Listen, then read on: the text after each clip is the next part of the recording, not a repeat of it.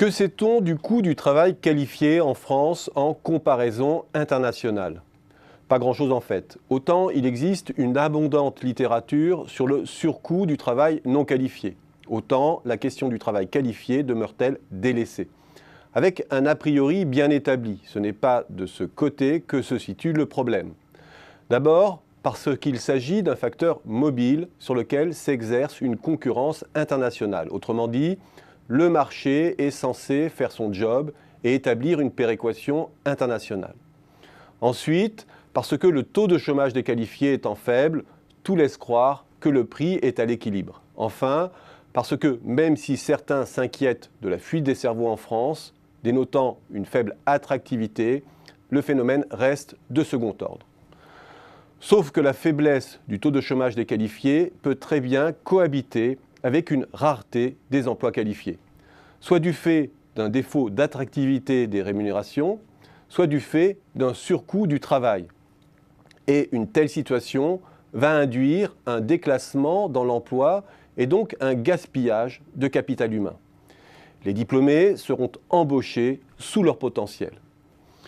Le chômage se cristallisera alors sur les moins diplômés, sans que cela soit nécessairement le signe d'un coût du travail excessif des non qualifiés.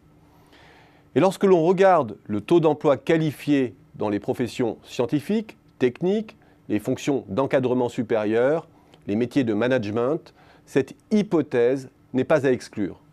D'autant que le niveau des prélèvements pesant sur le travail, cotisations employées, employeurs, impôts sur le revenu, ce que l'on appelle le coin socialo-fiscal, est parmi les plus élevés de l'OCDE pour le haut de la distribution des revenus.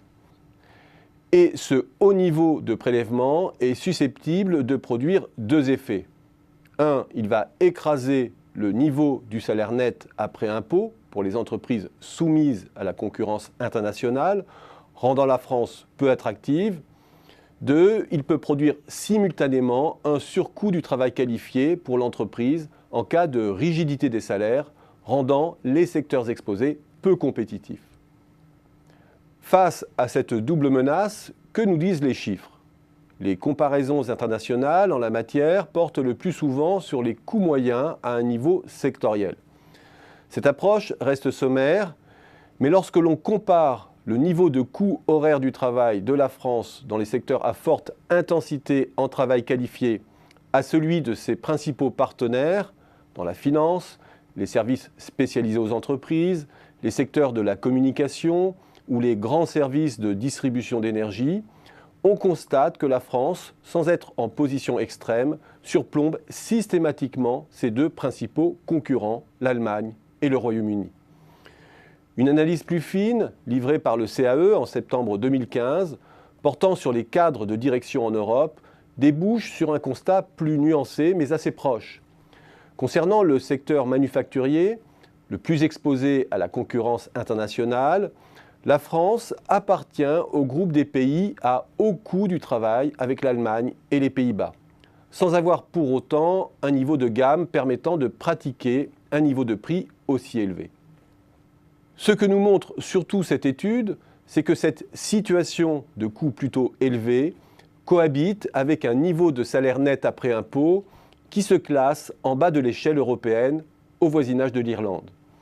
Et cette position inconfortable de relativement haut niveau du coût du travail dans les secteurs exposés à la concurrence, qui nuit potentiellement à la compétitivité, combinée à un salaire net assez peu attractif en apparence, mériterait certainement plus d'intérêt de la part des économistes, trop enfermés dans la certitude que tout va bien en haut de l'échelle des rémunérations.